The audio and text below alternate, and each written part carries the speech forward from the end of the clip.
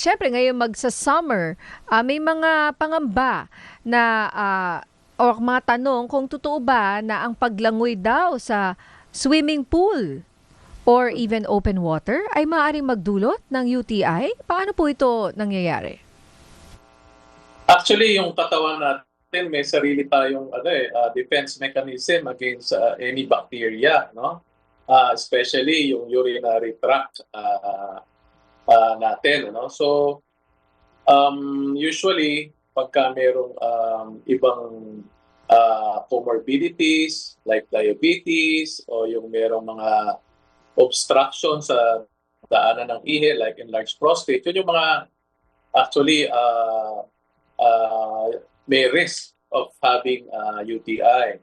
But of course, mayroong mga external factors like yung sinasabi nyo na exposure sa mga yung mga swimming pool ng madudumi na sobrang daming tao.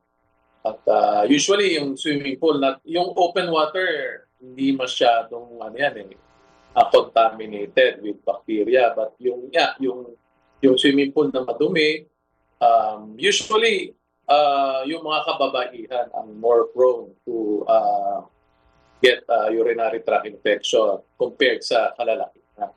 Opo, yun nga po, Dok, no?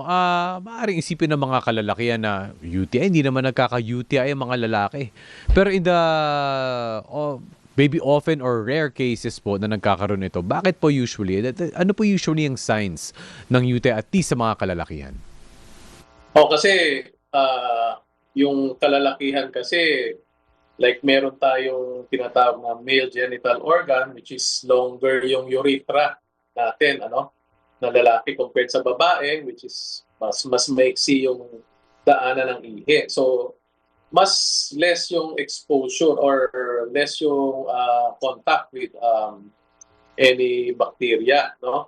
But syempre, pagka nagkakaedad yung lalaki, no, merong tinatawag na enlargement of the prostate which is usually nagkukos ng obstruction, thereby kasi yung genitourinary system natin, yung ihi pagka na-form yan sa kidney, dapat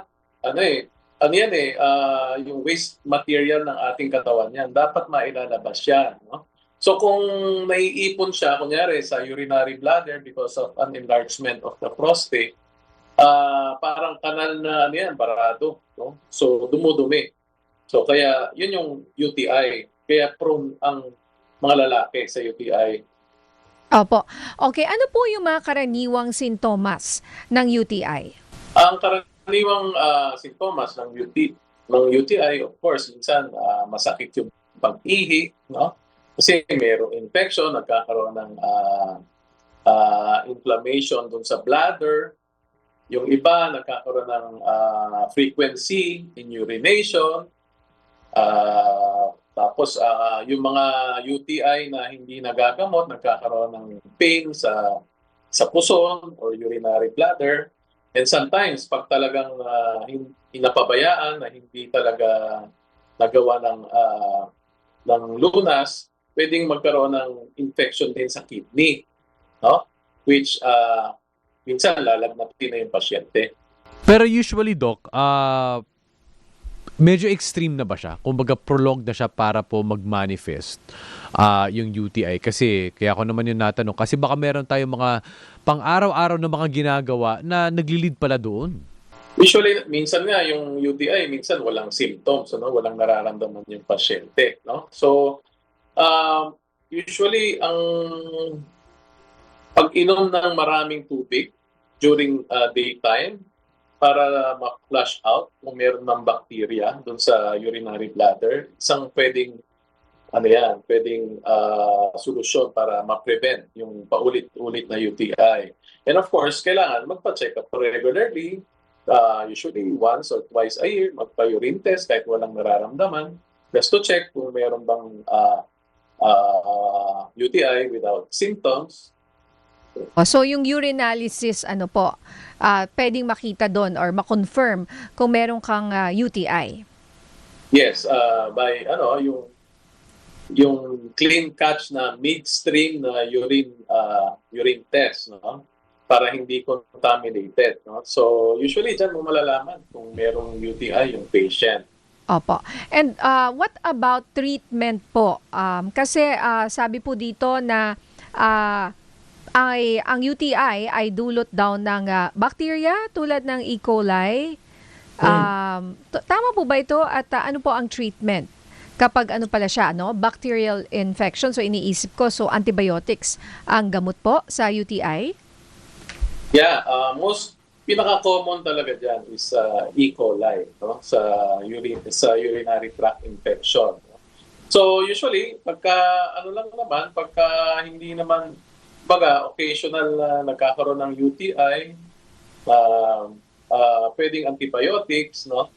Pero kung recurrent UTI, meaning at least twice a year na nagkakaroon ng UTI or more than that, na paulit-ulit, kailangan natin ng further investigation kung bakit siya prone to UTI, no? By usually mga laboratory tests to check the sugar kasi prone sa UTI yung mga diabetics, and also kine-check din natin yung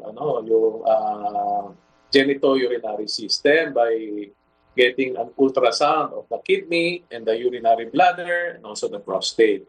So doon natin malalaman kung bakit siya prone to UTI. Opo.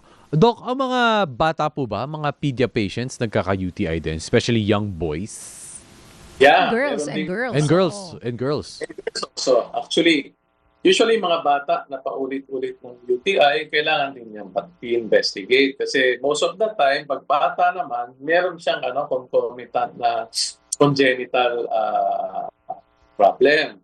Like yung kunyari, yung mga iba, meron palang sa lalaki, common yung phimosis, meaning yung maliit yung daanan ng ihi. Yung pala, yung balat lang yung balat ng ari niya, medyo makipot.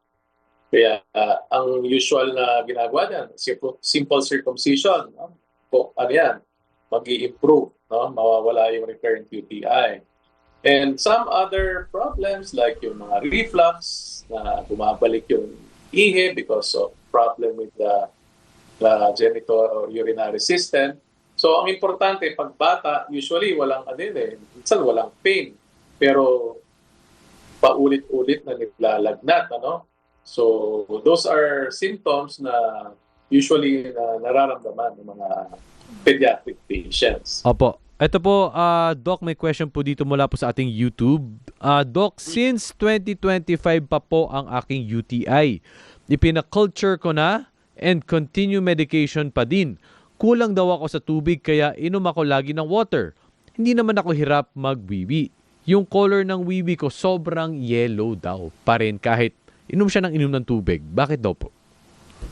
Ilang taon siya and babae ba or lalaki? Babae po, I would assume. Hindi po siya pedia patient. Mga nasa adult na po, adult.